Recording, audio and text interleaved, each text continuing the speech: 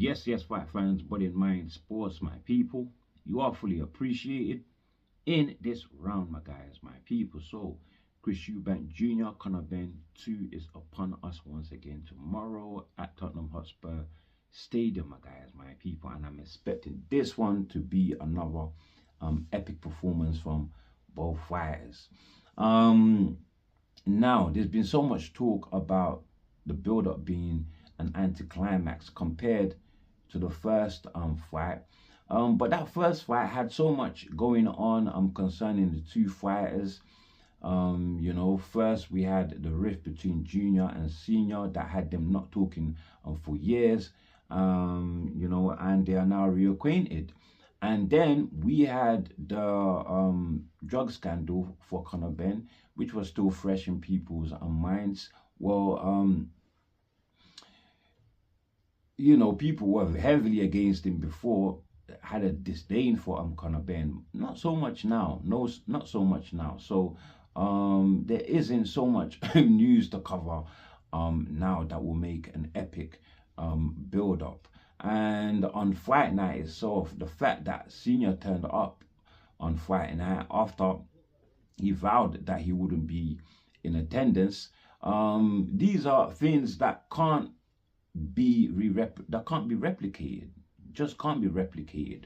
Why would you try when the performance, a potential fight of the year performance from the first fight, sold the second fight anyway? So any extra money spent on trying to match the promotion of the first would just be money wasted, to tell you the truth. So totally pointless, my guys, my people. But at least we did get a DAZN face-off this time around. I don't think we got one the first time.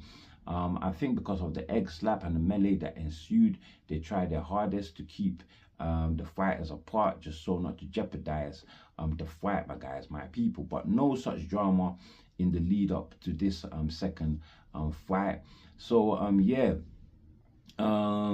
we did have a DAZN face-off, which mostly was about Conor Benn trying his best at psychological warfare, and Chris Eubank Jr. sunning him like he's been doing consistently.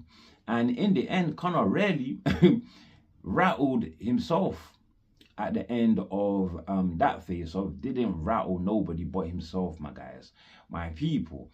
But I think it's clear that Junior, not only does he have the upper hand in terms of size, but he has the psychological edge over Conor, because he's 1-0 up already on paper. He's 1-0 up already on paper, but he's not underestimating Conor. That's partly the reason I think why he's enlisted Bo McIntyre, who is arguably the best trainer in the world and trains the best fighter in the world in Terence Bud Crawford, my guys, my people. So we'll see what game plan they can hatch to help Conor Benn, Chris Eubank Jr. overcome Conor Benn once again, my guys, my people.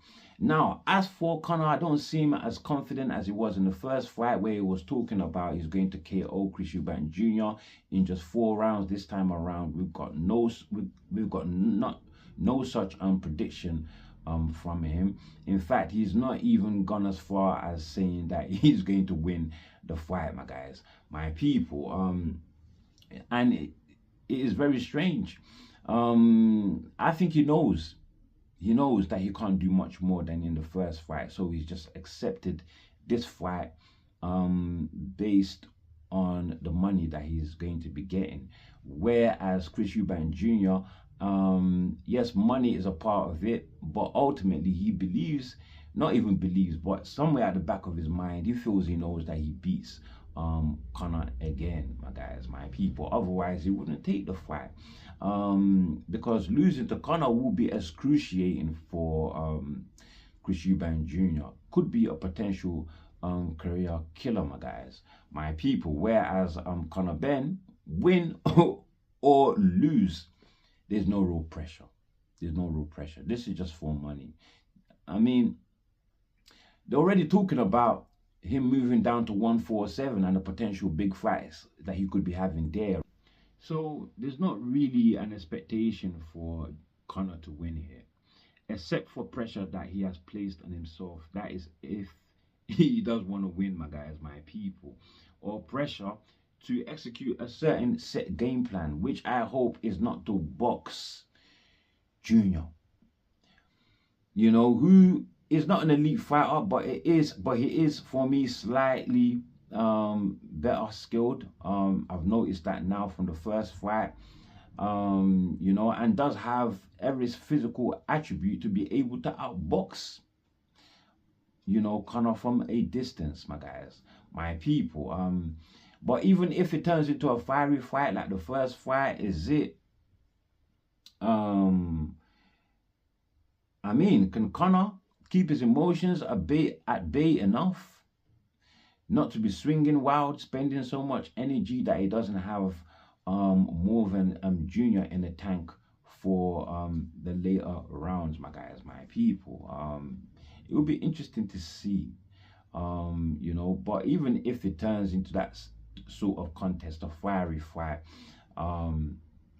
Junior, you saw from that first fiery fight, the latter rounds, the late middle to late rounds, Junior was starting to really put in some sort of a mauling on Conor, you know, and I think this time around in that sort of fight it will be an even more severe mauling, because they already know one another, and that for me plays more into the hand of the bigger fighter who already has physical advantages, who already has a psychological edge, my guys, after the first win. So yeah, I'll say Conor, he can't win via decision. No way. I'll be shocked if he does win via decision. More likely he'll win via knockout, because it's obvious from the first fight that they can both hurt one another. We saw them hurt one another there in the first fight. But still, it's more likely that Junior knocks out Conor Ben, especially when he starts to get to a stage where he feels he can rough up Conor Ben. You know, I think the knockout more likely to come from Junior, and if it does, I'm looking at the 8th or the 9th round. But ultimately, my final prediction is Junior wins by a wide unanimous decision. How wide? Not really had any real thought about that, but unanimous decision it is, my guys, my people. Now, the final presser. Didn't really set the stage alight. However, a few points I found really amusing, especially Eddie Hearn's use of the cards to communicate. I think added a touch of finesse to the presser there. So yeah, I'm really tired of him and Junior going back and forth at this time. Quite childish and showing lack of creativity, if you ask me. You know, so really tired of that, to tell you the truth. But the highlight of the presser has to be Chris Eubank Sr. The way he carries himself, his whole persona, he's just a unique character, man. Unique character in a positive manner. I'm saying this actually. The way that he reprimanded Nigel Benn, you know, for saying that he was paid to attend the first fight, and the way he set the record straight, letting Ben know that he wasn't paid a penny. So the record has been straight, but it's the way that he speaks. I think it's the way he speaks, his choice of words, the whole accent, yeah, and his posture is just something to watch, isn't it? He's a real showman, and he showed that in the double face-off. You know, when he joined Junior to face off against Conor Benn. He's showing a real strong front there from the Eubanks, a United team. And yeah, I really liked Nigel joining Conor as well. You know, side by side by his son. And Nigel and Senior now having intense face off with one another. At that point, I was not even looking at Conor and Junior anymore. I was looking at Senior and Nigel. It got really intense, you know. The face, not intense like physically, but the way that they were locked in, staring at one another. But yeah, Nigel Benn, he was the one that broke. He went in with the handshake and tried to reach with the hug, but Eubank Senior, he kept his form, boy. He kept his form, kept his energy. Sort of strong-armed Nigel Benn there, you know. So yeah, it's a win-win for Senior and Junior on that presser, you know. Yeah, and the face-off itself, we had Conor Benn looking away first. I don't think that means anything because Junior would never look away first. It's just that I believe Conor just couldn't be bothered to carry on looking into the eyes of Junior, my guys, my people. Now, this fight here, yeah. By the way, that face-off, I don't know how they keep pulling it off, but that is another epic moment. That face-off there, Senior and that double face-off, epic moment, my guys, my people. But missing from the build-up of this fight is that real raw bad blood that Conor and Junior had against had between themselves, that they had built up. You know, this time around there's somewhat of a mutual respect there after the first fight, leaving everything in the ring, both of them, my guys. So there's that mutual respect. But make no mistakes, they still absolutely hate each other. Whether the hate is as strong as before, I don't know. Maybe just more of a dislike now, to tell you the truth, because hate is a strong word, my guys, my people. We've had the ceremonial weigh-ins. Surprisingly, Junior weighed in less than Conor. He weighed in at 159.1. Conor weighing in at 159.3. So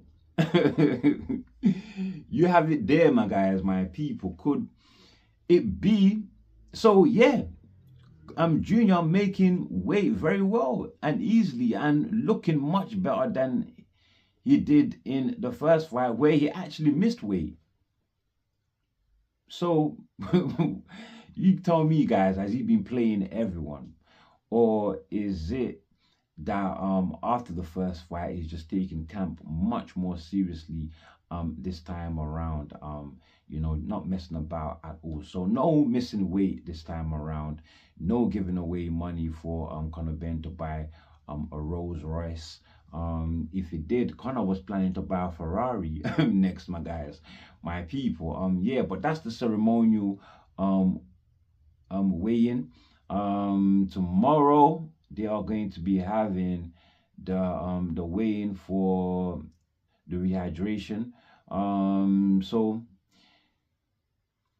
Junior can't weigh in more than 170 pounds, my guys, my people. Let's see if he can make that one also. But he's looking great, not as gone as the first fight, surprisingly, even though he weighed in less, which is crazy. Has he been having everyone on about the dangers that he was facing due to the rehydration clause? Possibly. Possibly, or possibly not. He possibly just had a great camp. Who knows? But he's looking great. Conor Benn too, looking much more bulkier, but still very evident he is the smaller man. Now, in the undercard, we have Jack Catterall versus Echo Esserman at 147. That is the WBO number 8 versus the number 3 respectively, but Catterall ranked higher in the other sanctioning bodies. Esserman not even ranked in the WBC, so that was surprising. Being that Catterall has only had one fight at 147, and that was in his Jerry and Jerry fight with Harlem Eubank, as Turkey Al Sheikh would term it, for a stinker of a fight. Just how would I describe the fight? A total running affair, my guys, my people, just to keep things short.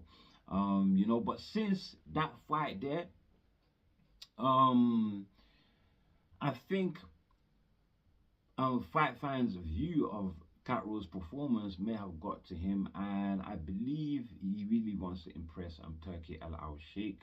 I reckon, and he's looking to be more offensive minded, and that is why I think he has enlisted Bozy to help him strike that balance between his really good defense with offense, to add some offense to that, my guys, my people. So I'm expecting this one to be a better fight than people expect, because stylistically, Catterall needs someone that is going to take the fight to him, and Esserman is exactly that. He is a relentless engine that doesn't stop punching, doesn't stop coming forward, my guys, my people. So I'm expecting this one to be a much better fight than most people think. Both fighters have beaten Catterall, but you could say that Catterall's win was the better win. You could also argue that Esserman got a past it Taylor, who had to jump up one weight class, my guys, my people. But this is interesting. I'm expecting a better fight than most people think. Could be a great fight, my guys, my people. We go down on the list, and we also have Richard Riakporhe versus Tommy Welch. I'm just gonna be straight with you guys. This is a mismatch, I reckon. It's a huge step up for Welch. Huge step up. And I'm gonna stick to my previous prediction. I think that Riakporhe gets rid of him via KO. Via KO, my guys, my people. Now, Riakporhe is not the biggest of heavyweights. He's not the biggest of heavyweights. He weighs in around, this is his only second fight at heavyweight, by the way, and weighs in around normally, his first fight he weighed in at the, I believe, mid 240s, mid to early 240s, and and we saw what he weighed today. Was it 237 pounds, compared to Welch's 233 pounds, right? So he's slightly bigger than Welch, and he's making the weight the right and correct way. You notice the difference between Riakporhe and Okolie, where Okolie has put on so many pounds going up to the 260s. Riakporhe stayed nice and trim, looking very lean and very cut and defined, and yeah, that would suit him. And the fact that he came in lighter than the first fight, obviously he's going for some speed. My guys, my people, this is going to be interesting. Welch, he was another one that never failed at the presser, and I really do like fighters talking up for themselves, my guys, my people. He had that one liner there, for Riakporhe, saying that Riakporhe might be called the midnight train, but he will be catching his last bus home, my guys, my people, which is Yeah, very, very, very catchy line there, my guys. Let's see how he does. But I have Reactor knocking him out in, I'll say, 6 rounds. 6 rounds KO Reactor. We also have Adam Azim versus Kirk Scooby, my guys, my people. Now, I don't know who Kirk Scooby is, but people are trying to make a hype job of him as being a good fighter. This is somebody that comes from Pro Box sparring club, and I've seen some of those fights.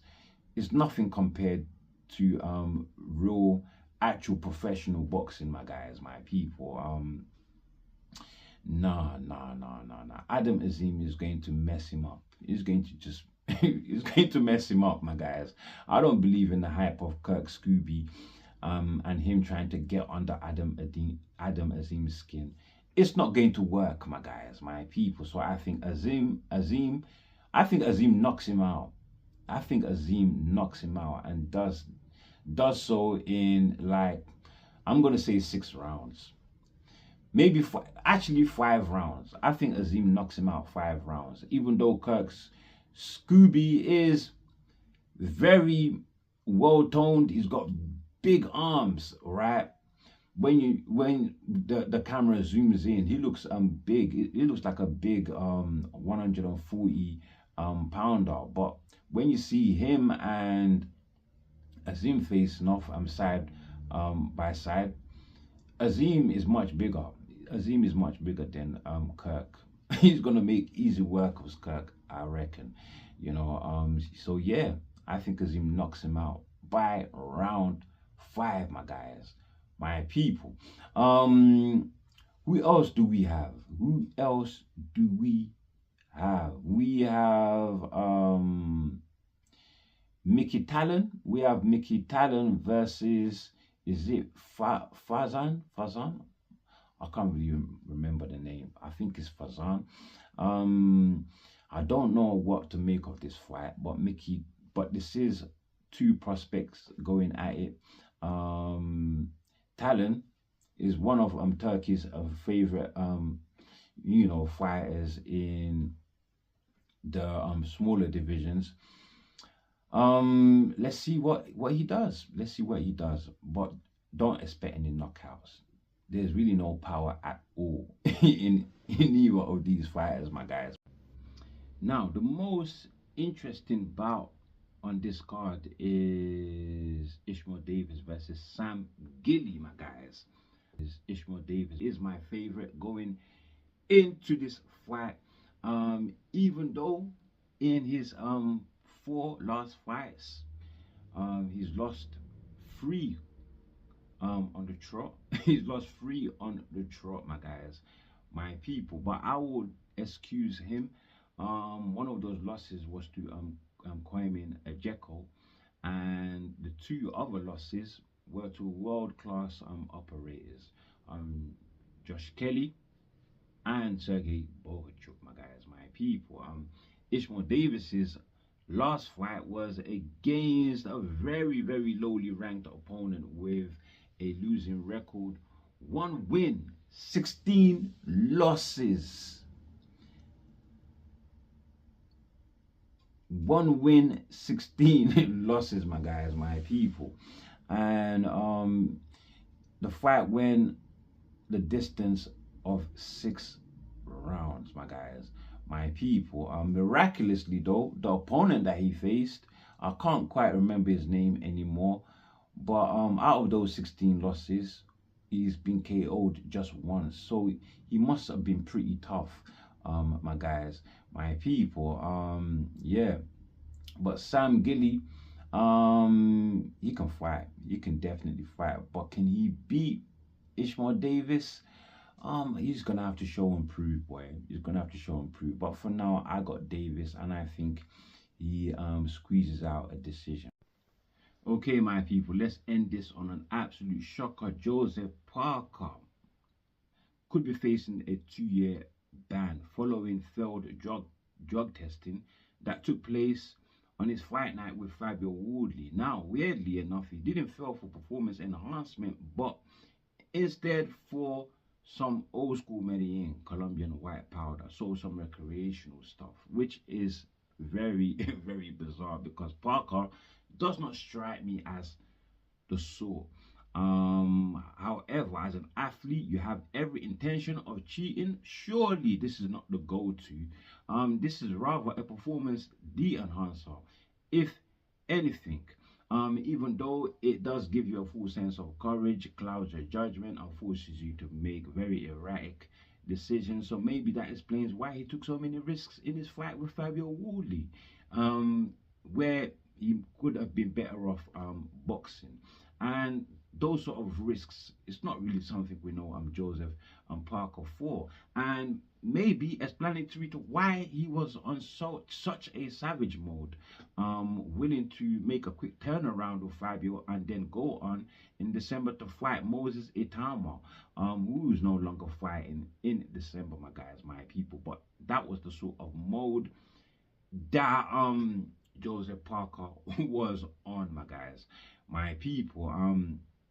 Look, I'm wondering what in terms of damage control his team could do to save him here. So I'm waiting on further developments from anyone in this team. Maybe his UK manager, Spencer Brown, my guys, my people. But there's really no saving him if you ask me, because you can only have this in your system through ingestion. This is not like PEDs or various forms where you can point at one and say, I got this in my system due to contaminated supplements, or due to contaminated beef, or due to overconsumption of eggs, for instance, like clomiphene.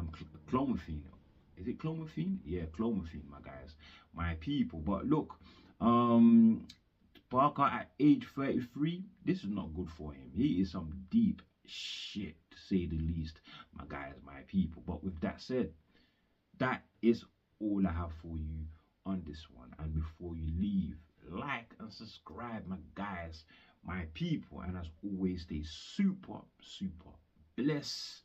And thank you very much, my guys, my people. Stay blessed.